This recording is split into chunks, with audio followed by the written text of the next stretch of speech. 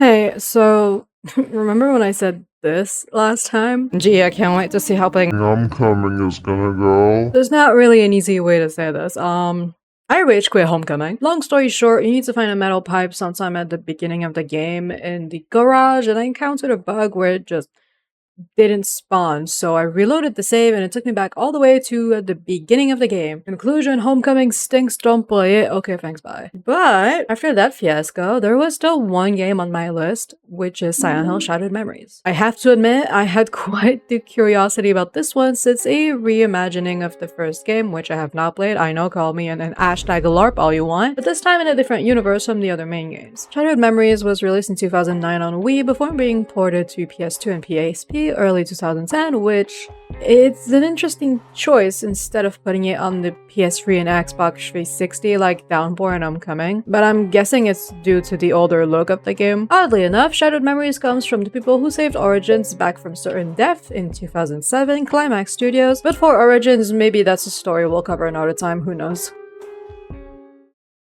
The story starts exactly how you would expect it. Harry Mason is driving back home with his daughter Cheryl in the backseat until, yeah, that happens. You know, Downpour started exactly like this actually. It's really funny I covered two games that start with a crash in a row. From here, we're taken to a therapist's office and we play the therapist's client as we answer questions. For the first session, we have to answer a questionnaire. And while I do that, let's talk a little bit about this therapist. His name is Michael Kaufman. This might ring a bell to some fans of the series as he shares a name with the director of the Alchemist Hospital in the first Silent Hill game, who also shares ties with the Order, the cult responsible for Alessa's suffering. However, he has stated before, Shattered Memories is a complete reimagining of the story of the first game, so he has nothing to do with any of that anymore. This is one of many not so subtle differences to the first game, and you should honestly get used to it now, since there's plenty more to come. And comparing Shattered Memories to the first Silent Hill game is really not worth it if you want to give it a first shot. After filling the questionnaire, which is just a bunch of true or false questions about different topics, we're back with Harry Mason.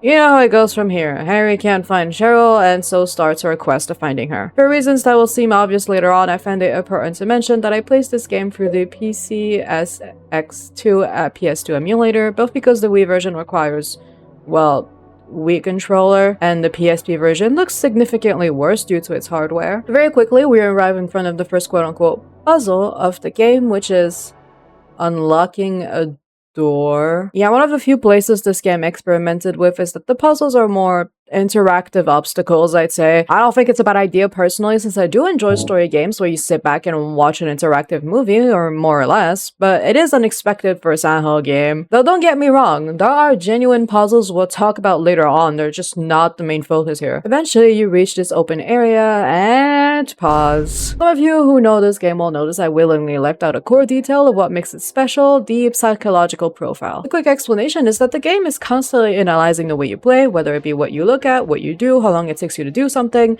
everything. In turn, this affects almost everything in your playthrough, from the characters' personalities and how they look, the areas you'll explore, the appearance of the monsters, and of course your ending. And it's a bit like Silent Hill 2 as well, your ending being influenced by which type of profile you fell into the most. But of course, we'll touch on the endings when the time comes. It was simply important to mention the psych profile now, so you don't question why my playthrough might be different from yours too much. Though I will try to mention the differences you can encounter as I go whenever I can. In my playthrough, the building that was unlocked at this point was the diner.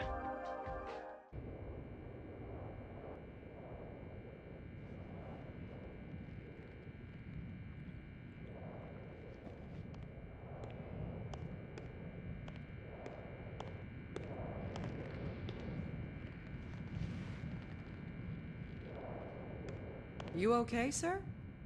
Not a good night to be out and about. I'm looking for my daughter. Take a seat. Your daughter. Go on. We were in a car accident. When I came to, she was gone. Maybe she went to get help. She a clever girl? Sensible? Yeah, I think so. She's 7. Her name's Cheryl. Here's a photo. Cute. Harry Mason. Levin Street. Your ID says you live on Levin Street. That's a few blocks from here. Levin Street, yeah. Yeah, that's where I live. Uh-huh.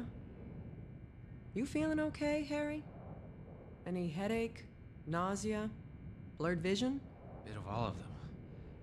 Maybe she went home. Makes sense. Harry? Your phone? My phone. Right.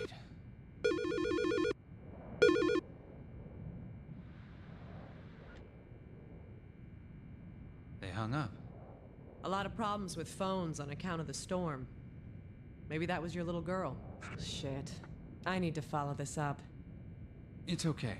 I'll head home. I'm sure she's there. Tell you what, soon as I'm done, I'll meet you over there. 11th Street. Thanks. Take care.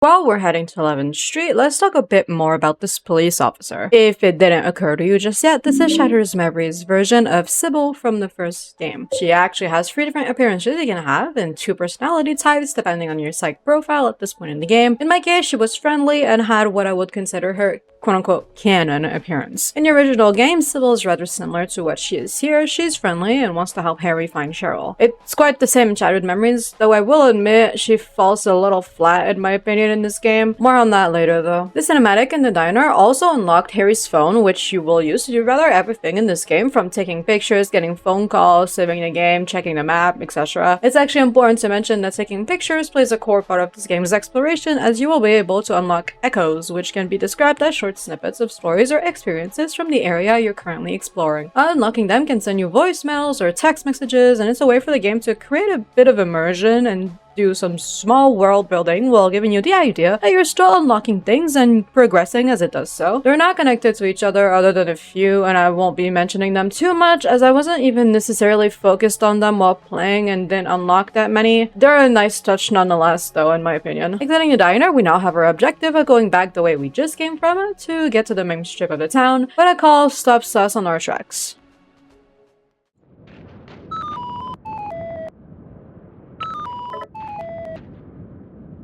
Cheryl? Daddy? Daddy? Sweetie, you're okay? Are you at home? Sweetie, wait there. Wait for me. You have to run, Daddy. You can't fight them. Run! What? Is somebody with you? Cheryl! I'm coming to get you. Damn it!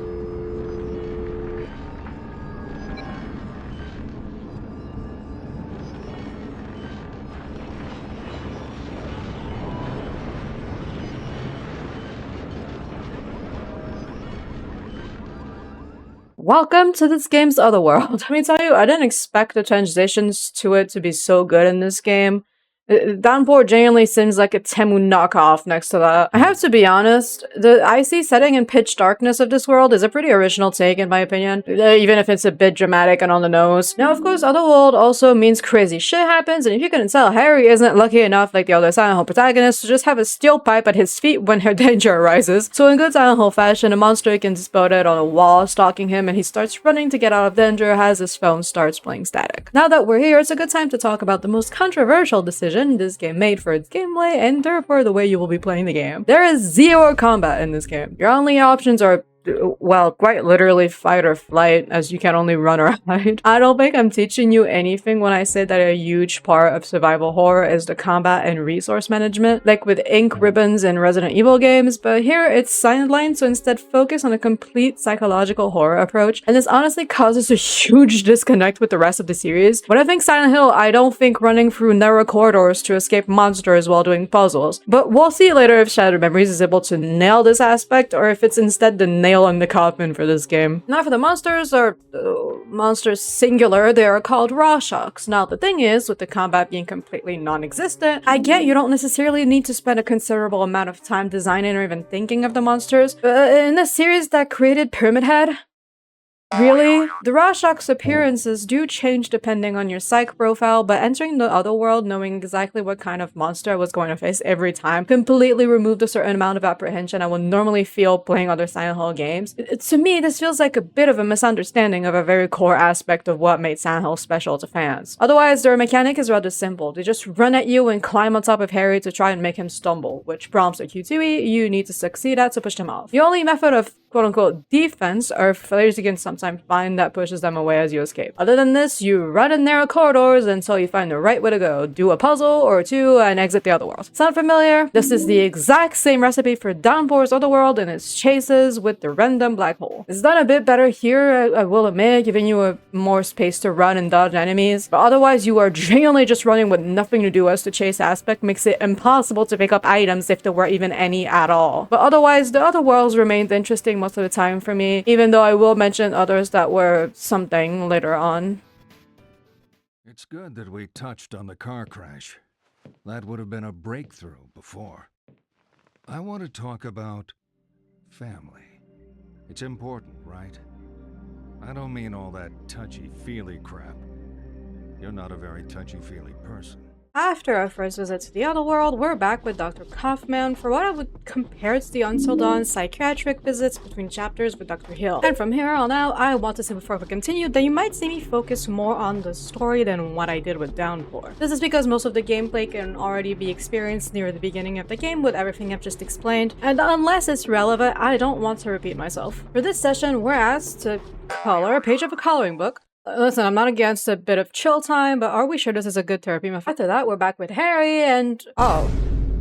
Okay, well, I wasn't expecting that one. Anyhow, once Harry knocks at the door for a couple answers and explain that they've been living here for years already, Harry eventually thinks they kidnapped Cheryl or are holding her captive, and Cybil eventually arrives to meet up with us exactly like she said she would. She tells Harry that she knows the people who live in the house and that they're perfectly normal and wants to take us to the station to sort everything out. And oddly enough, she doesn't know any Harry Mason that will live in the town, let alone on 11th Street. I'm not sure why she didn't mention that the first time she saw us, but whatever the hell, I guess. A little while after, Cybil can't seem to see the road and therefore has no fucking clue where they are and exits the car. Well, I'm just gonna walk out real quick. After this, we're stuck walking around the forest for a little while, and quick fun fact, we're actually close to Toluca Lake at this point. Eventually, we find a small cabin that features the ghost of a little girl, do not ask me why, and her rushing towards us starts the second Otherworld sequence. Now, initially, I find myself facing early on with this game is that, well, the story takes a while to truly set in. We have the mystery of Cheryl's disappearance, of course, and all the weird things happening, like Aries Hadges being the wrong one on his ID, but it was nothing that I felt like truly mattered, for lack of a better word. So far, it felt like I was just running around with no goal, hoping to find something, and that truly got stale after a while. Nonetheless, the second Otherworld segment introduces us to one of the first puzzles needed to exit. Like I said earlier, while this game may be a bit more story-focused and a bit of a walking sim, it does feature some puzzles which include the ones found in the Otherworld segments. Now, these are actually rather interesting, especially seeing how they connect to the story, showcasing different memories or thoughts the characters may have. This one asks you to find the right combination on one of those kid pianos. At this point during editing, I will hopefully have figured out the name of that specific kind of toy, after which I end up arriving at Midwich High School, yet another name reused here as well. Sorry if I interrupted you.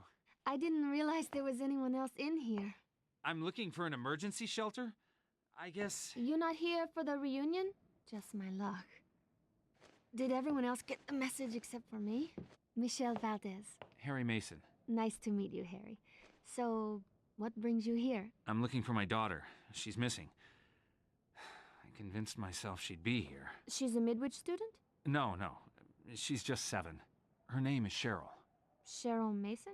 Like she says very well herself, this is Michelle Valdez. She is at Midwich for a high school reunion, which unfortunately did not happen because of what I'm guessing is the weather. Apparently she didn't quite get the memo though. She mentions going to school with a Cheryl once Harry explains his situation and drags him to show a picture of her, and then drags him once again to the principal's office to access her student file to show that she isn't lying. Michelle also has 3 different appearances like Cybil does, a red outfit, a prom queen one, and the one I got in a really modest brown dress. Oddly enough, the wiki where I am getting most of my information from actually says she can only have the gentle personality type with the appearance she appears in my playthrough, when in actuality she has a mix of both gentle and outspoken for me, which really only changes a line or two, but it is still something I noticed. Evening, Mrs. Albright. You cow. Hey, I was good at school. I have no idea if this is more of a technical issue with my emulator or if it is truly a possible difference, so take this with a grain of salt, but it is still something I'm curious about, so let me know in the comments if you have any idea. Once we gain access to Cheryl's file, it is, unfortunately, corrupted. Ah, shucks, who could have seen that coming? Though only a phone number stays visible, which when called starts the Turtled Otherworld section. This one I will not gloss over as much, as it truly has an interesting mechanic to progress through and an interesting use of the echoes. Long story short, the door to the path ahead once again gets blocked by ice, which spawns 3 interest spots on the map in your phone, which you need to head towards and get echoes from to get some more story context and unlock the door. And let me just say, it seems Cheryl, or who I'm guessing to be Cheryl at this point, has it pretty rough later down in life. It's a little hard to imagine why exactly these echoes are here in the first place, since we at least seem to be playing in what is the past, or at least mostly the past. But fun fact before we move on, if you die enough times at this point, the person who sent you the task for the puzzle in the first place will get bored and quote-unquote leave, which unlocks the way forward. I'm not sure how much time this makes you skip, if any at all, but I found this to be pretty funny and honestly unexpected. It's not often I see a game just say, ah, fuck it, they're struggling, and just let them go. After this, since Harry also found out him and his family, including Cheryl, seems to have moved to a less frequentable part of town in the principal's office, decides to get a ride from Michelle there, and so we follow her to retrieve the key to her boss's SUV instead of the bar she both works at and lives in. The Balkan. Last time I was in a nightclub was for my... I need to answer this. The keys are in my room upstairs. Run up and grab them? John? Where have you been? I guess I can let you off the hook then. But you're gonna have to make it up to me. While I'm busy getting the key, I just very quickly want to mention that I unfortunately had to restart the game up to the point where we follow Michelle to the bar. This is due to the fact that I did not realize this game did not autosave. I have no idea why that would not occur to me. Maybe because Downpour featured autosaves, but nonetheless I had to restart, which might have created some differences in the first part of the footage I recorded and the rest, since they are separated into two different playthroughs. Just a quick note not to confuse you. I got the keys. A drink before we head off? Sure. What are we celebrating? Let's see. A toast to all the lonely souls wandering the streets in this freezing weather. May they find what they are looking for. Don't worry, Harry. We'll be at Simmons Street soon. You'll see your daughter and your wife. Everything will... Wife? Sure, you're married, right? I saw your ring. Harry? Suddenly I feel sick. I'm going to clear my head.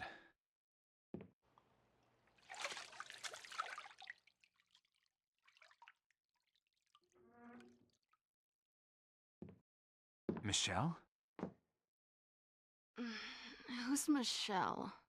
Oddly enough, I have no idea how this version of Dahlia showed up in my playthrough. My answer to the Truth or False questionnaire did not change at all between the two, and I genuinely skimmed through the whole beginning of the game to get back to where I was, so genuinely why the hell does she look like this? But nonetheless, here are 2 possible appearances. And now she's apparently the one who's going to be driving us to Simmons Street, which is apparently the current place Harry lives at, for some reason. Shit, the bridge is up. What can we do? Run up to the control room. See if you can get it moving. Okay. I'll be waiting. Jesus.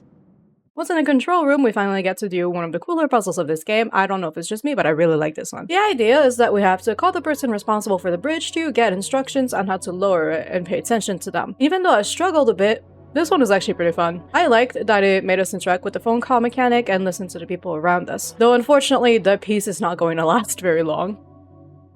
I'm not gonna sit here and have you screw around with me. I don't need the hassle. Harry? Dahlia!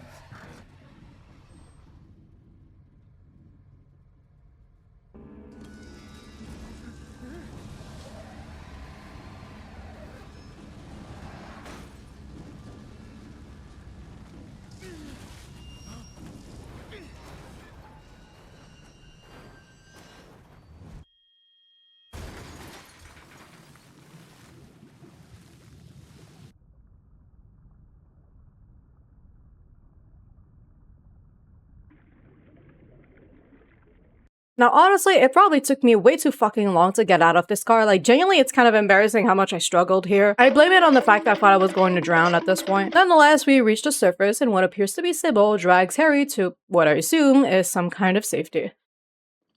A girl. The car went into the river. She drowned. Another crash? This is a different girl? You must have seen the bridge. We went right off the side. Harry, the bridge has been closed since the storm started. You swam. You could have died of hypothermia. You were soaked to the skin. I grabbed what I could find here. We need to talk. When I was at the station, I pulled the file on Harry Mason. So? No! No!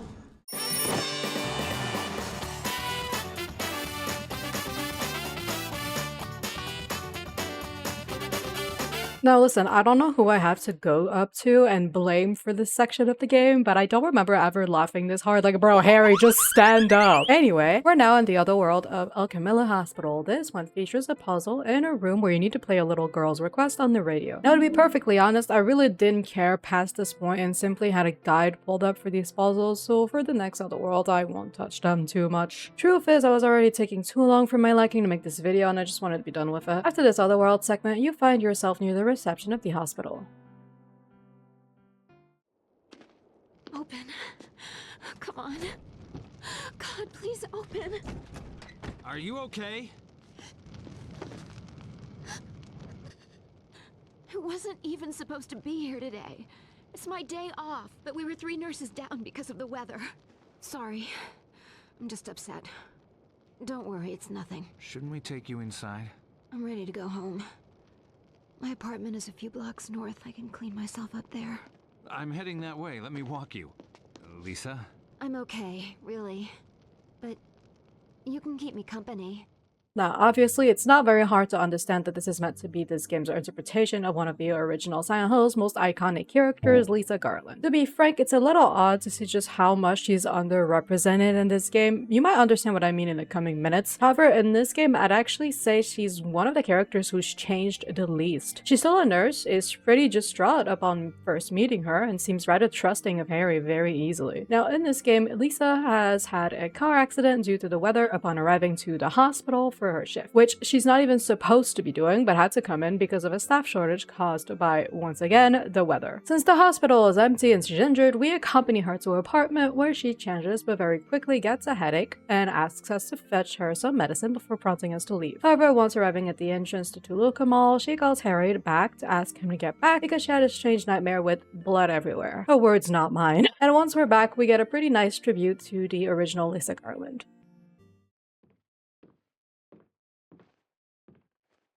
Harry.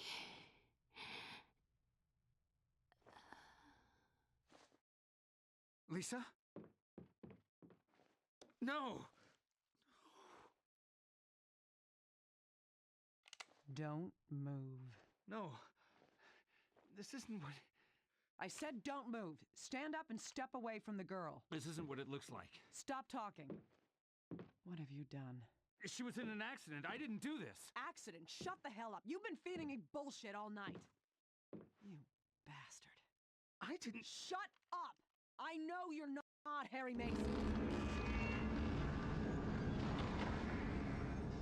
Okay, the differences for Lisa are pretty superficial. For one, she has no outfit differences depending on your psych profile, rather having voice line changes. But she can also have a different death if you accidentally give her the wrong color of the medicine, which causes her to have an overdose and die before Harry even makes it back to the apartment. You probably understand what I meant when I say it's odd how underrepresented she is now. Personally, I don't know for you guys, but Lisa's story in the first game is one of the first things I actually learned more about lore-wise for Silent Hill, and I'm honestly a little sad to see one of my favorite and most recognizable characters be underrepresented here, though that's only what I think. Maybe she was sidelined like this to give Michelle slightly more spotlight as an original character for Shattered Memories, who knows.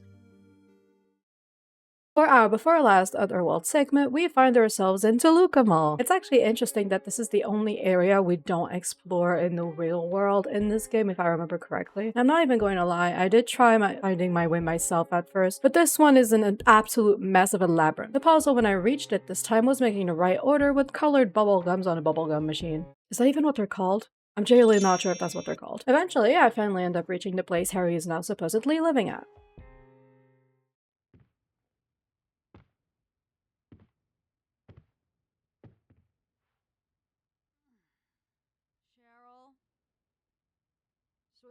is that you?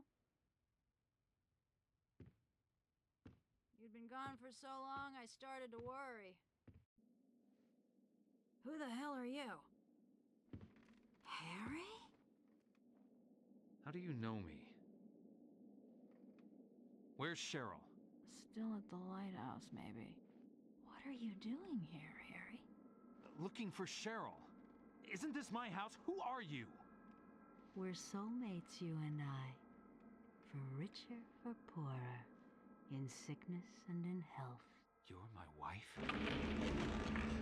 Well, that break didn't last long, but well, for our last Otherworld segment, we find ourselves in another maze type, but before that, it's time to fall into a hole that Harry has absolutely no worries about jumping into. Should we be worried? While falling, we can see a few family pictures and what appears to be a young Cheryl waving at Harry. Hey girl, how you doing? The first puzzle is this gigantic maze, and even following the guide, I had no fucking clue where I was going. I genuinely think the fact I even managed to get through this is luck and luck only. Oddly enough, the music that plays for this part is quite suffocating. I don't think I have any better way to describe it. After the dark maze, I transitioned into the usual run through doors and avoid raw shock segment, which was surprisingly enjoyable this time. This one seemed more around going through the right door to find the path ahead rather than just running in repetitive corridors. Now, I know this isn't the most accurate comparison, but the way you're brought back at the beginning of this quote-unquote loop if you choose the wrong door reminds me of Anomaly games, especially since Consent Zero from Chilla's art. Love how I can technically say Shattered Memories was ahead of its time like 15 years in advance or something. After finding the right way through the doors, I eventually walk into a room with a TV that's playing the tape from both the main menu and opening cinematic featuring Harry and Cheryl in what I'm guessing is an amusement park. After which, Harry has another worrying instance of jumping straight into the void. The fall this time simply has pictures of this tape I mentioned a second ago, and once Harry wakes up, this time we find ourselves in a bit of a mirror maze to make our way back to Dahlia, frozen in place on the bed. After which, once completing another run through doors, Harry finds the way to Cheryl's room. Harry? Harry? Were you dreaming? What are you doing here? This place is... You're home, right? I saw the photos of you in the corridor, you and your family. The woman said Cheryl was at the lighthouse. The lighthouse closed down years ago. Now, I need to go there. John and I can drive you there. We'll take the lake road. Thank you. Once Harry wakes up, Michelle is there and she says she'll help us get to the lighthouse. Anyone else thinking Michelle is the MVP of this whole game? No? Just me? On the car, Michelle and John get into an argument which prompts John to exit the car and Michelle follows after him. There's a lot of characters exiting cars in this game, huh? After this, we're left to explore by ourselves for a little while until we enter a small bar, which is where we met up with Michelle for the last time.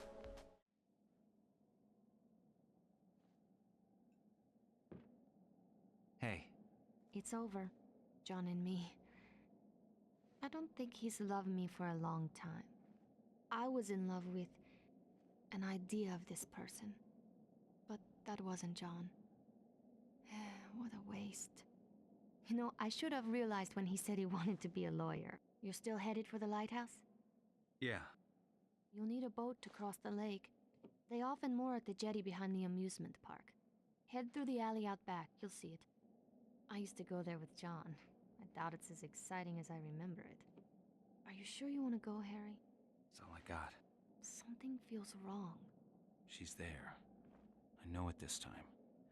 I'll get my answers. You might not like them.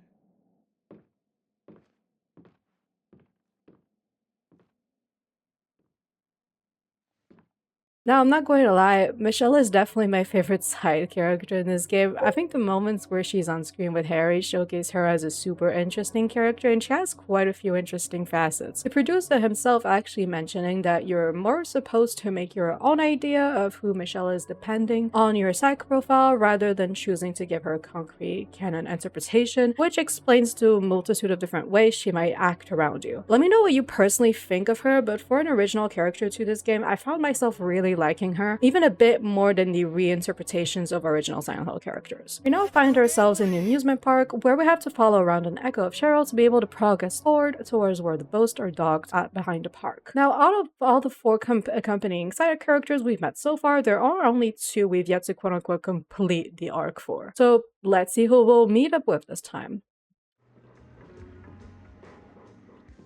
Oh my god, bro. And it's Dahlia. Now, fortunately, she does agree to direct the boat towards the lighthouse for us. Now, I have such a big problem with this part of the game because Harry does start confiding to Dahlia the crazy shit that's been happening this whole time and how he's literally seen her die. But at the same time, why does he just get freaky with her 5 seconds after? The big issue I find myself realizing from writing for this video is that while I spent a lot of time giving my thoughts about the side characters like Michelle and Cybil, there's nothing I can say about Harry. Even if I think Cybil falls flat as a character, it's never to the extent of Harry's character. When I think about it, the only thing I know is he loves his daughter Cheryl, wants to find her, and not a lot more. The reason for this role arrived soon enough, but even after having finished the game a little while ago now, it's still a problem I find I have with the game.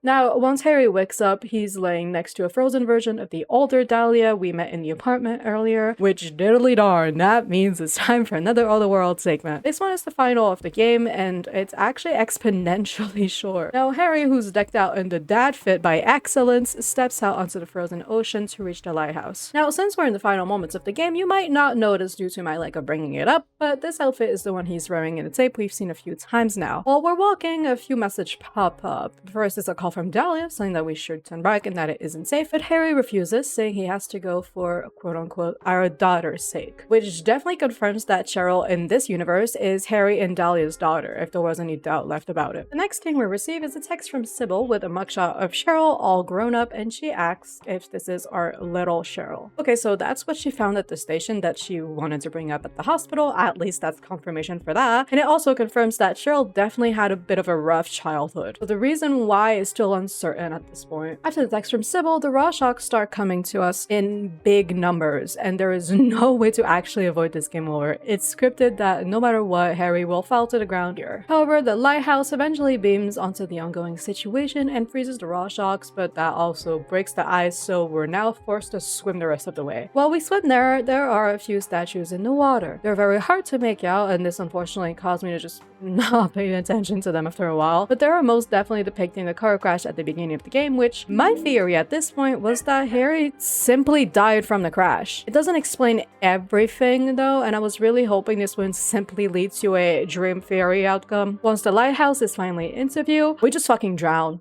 Like, oh, okay, I guess that works. Thankfully, Cybil pulls us back to the shore because I guess she's just been waiting here for us to turn up or something.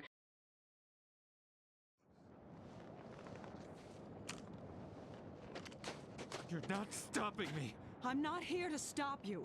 I didn't have to fish you out of the water, did I? Stop talking! You can't talk me out of this!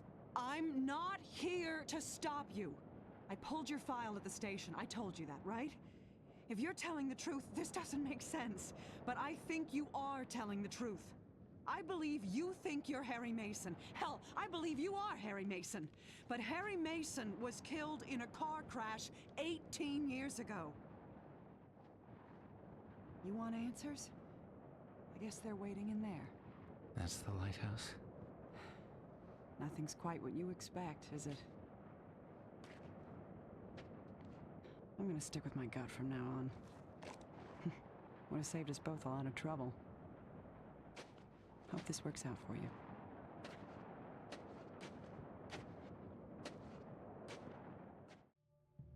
This is going nowhere. I'm spelling it out, but you're not listening. Your troubled school days? How you're conflicted about marriage? Your denial of death? The unfounded guilt? Abnormal sexuality? 18 years of denial.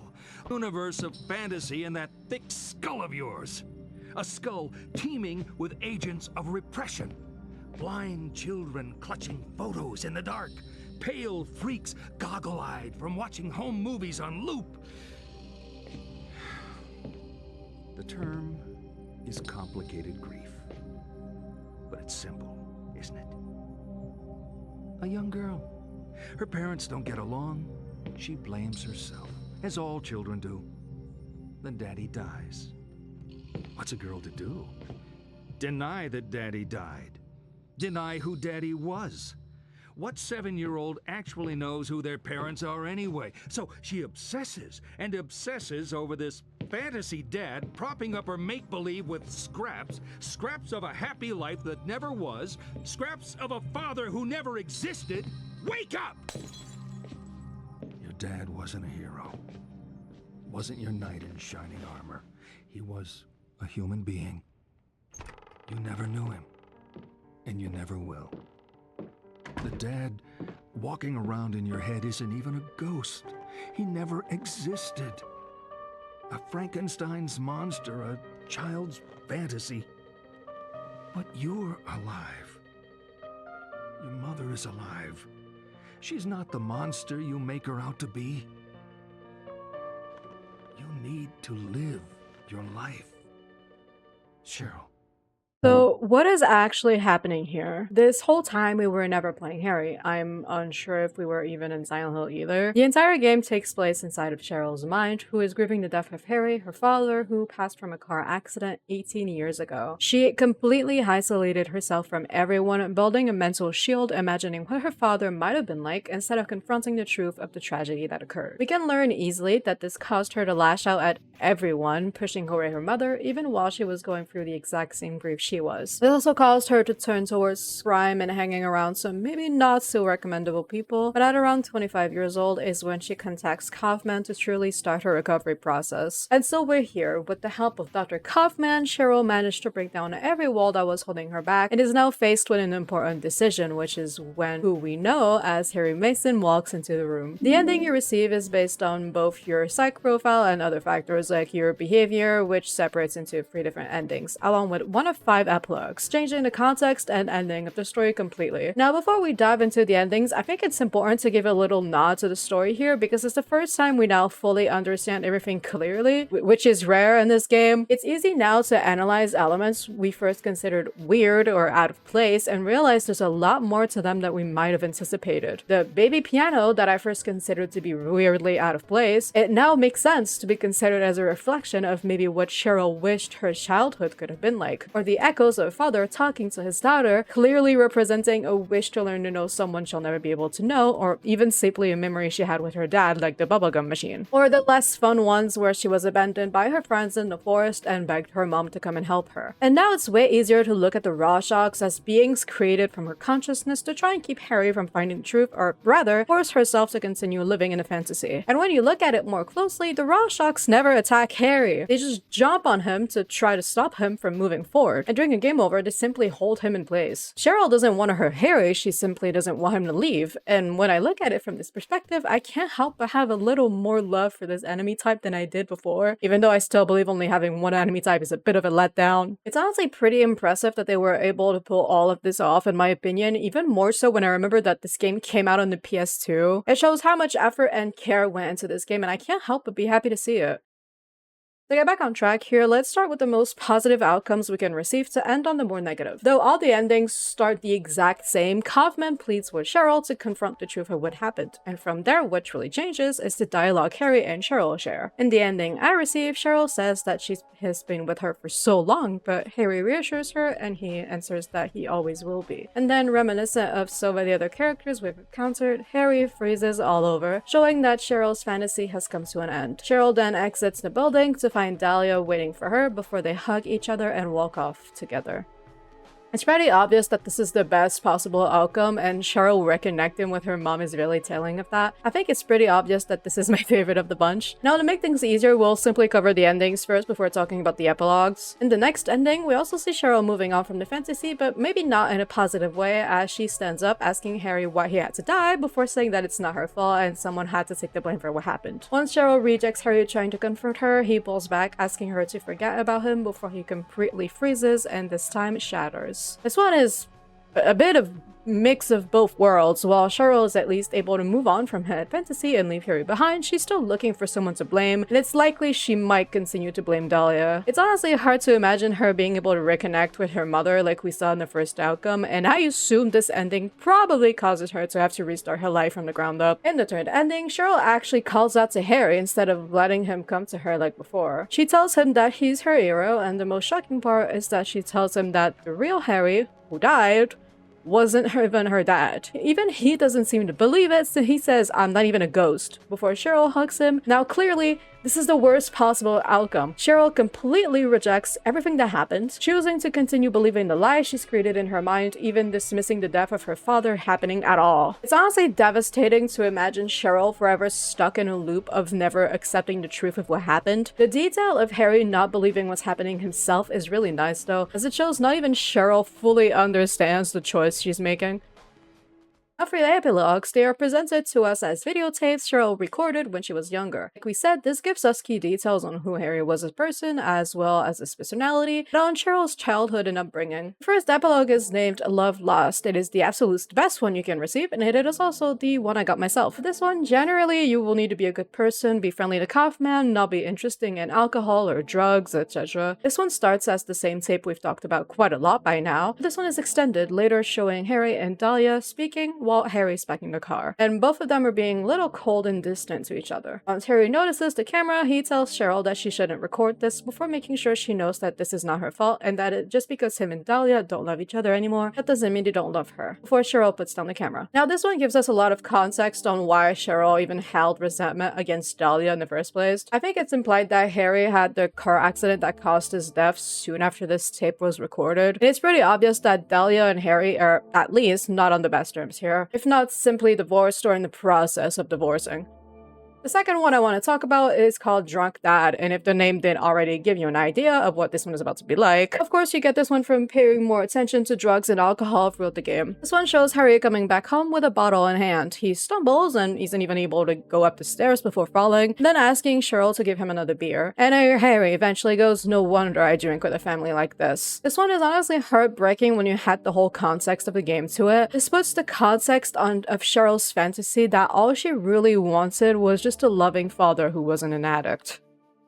The third epilogue is called Sleaze and Sirens. You get it by focusing on that kind of stuff and answering mostly yes to Kaufman's weird-ass questions. This one shows Harry setting up the tape and asks people off-screen to introduce themselves before Michelle appears and then Lisa. Lisa asks if they can have a dedication in his next book. Harry then says that they're reserved for his wife and daughter before all of them burst out laughing and the tape ends here. Of course, this one lays Harry out as a cheater and it's pretty obvious that he doesn't care much about his family here. Now, thankfully, Cheryl doesn't seem to ever find this tape, at least that's what I assume. But can you imagine finding this after imagining your dad out to be a hero? Absolutely heartbreaking. The last one we have to speak about that's truly set in the context of the story is called Wicked and Weak. This one can be achieved by being overall more distant with characters or doing the therapy sessions, and overall having the Kaufman that you're a bit of a loner. We can see Cheryl, who is recording once again, running in the corner slowly to show Dahlia, berating Harry, demeaning his worth as an offer, complaining that he's not bringing in enough money, very obviously abusing him both physically and verbally. Eventually his glasses fly off, and once he puts them back on, he notices Cheryl and can only look at her with shame and embarrassment on his face before the tape ends. This one is absolutely heartbreaking when applied to the context of Cheryl's fantasy as well. It's so obvious she wished Harry would stand up for himself, seeing the way he's represented in her mind. I can't help but think of how Dahlia may have treated her once Harry died and she was left alone with Cheryl to take care of. This epilogue paints Cheryl as nothing but a traumatized child who simply wished for a normal life with caring and gentle parents, and I found that absolutely devastating. Now our last ending is actually the usual secret UFO ending, so before talking about the actual epilogue itself, let me talk about how you unlock this ending. The gist of it is that after beating the game at least once, when replaying, call the number 555-3825 early on in the game, and then go snap pictures of 13 hidden UFOs scattered through all the different locations you visit, which triggers the ending once you beat the game. This one starts off drawn in a manga-looking art style, with Kaufman asking Cheryl this. This is it? After all we've said, all we've discussed, you honestly believe that your father was abducted by aliens? It made more sense when you were talking about cults and demons. Sorry, I just can't help but think his line delivery is hilarious here. And then James interrupts the conversation briefly because he accidentally came in on the wrong day for his appointment, before Kaufman explains that he's simply one of his patients for couple therapy, though he hasn't seen his wife in a while. Wow, no way, that's crazy. And then Cheryl turns into the Sheba from one of the Silent Hill 2 secret endings, calls her mom a bitch, and Kaufman, who's turned into an alien, tells her to go on and that he's listening. Absolute cinema. And my only question is, why did they put so much effort into this ending? Like, I'm actually dead. I cannot. Now that we've officially come full circle and explored everything this version of Silent Hill has to offer, let's talk about my thoughts on the game. Now, I am not surprised to say that this game is the most well-received of the Western Silent Hill games. Now, like my video on Downpour, I will first discuss the negatives, aka things I personally dislike, to end on a positive note. Now, while I think Shattered Memories is a very good entry point to the series for a complete newcomer, and that it's also possibly a good midway area for old but still modern-ish in terms of tech and gameplay, the sheer disconnect you experience as someone who's already accustomed to Silent Hill, it's honestly hard to get by. A lot of its ideas and things it introduces are some things I wouldn't have even thought about. It is so vastly different that it's hard to even realize I'm playing a Silent Hill game. Seriously, for a minute, remove everything related to Silent Hill from this game. The characters' names, the references, etc. Are you even playing Silent Hill? But I'm just rambling now, we'll touch on this more in a second. In conclusion, for this point, it's easy to forget you're playing a Silent Hill game and feel like the title was slapped on an unrelated game to make some easy money. And I'd compare this to the Until Dawn movie that had absolutely nothing to do with the original game. If you know, you know. Now, I know they slightly redeemed themselves earlier with some hidden details that make sense when you finish the game, but the raw shocks are just too bland to be Silent Hill enemies in my opinion. Now imagine this, you're playing Resident Evil 2 or 3, but instead of Mr. X or Nemesis, you have a random normal zombie you see anywhere else in the game. Do you see the problem? Like, oh yeah, let's put only one enemy in the whole game, but also make sure they're just as bland as unseasoned chicken. I'm sorry, I just can't get behind this decision whatsoever.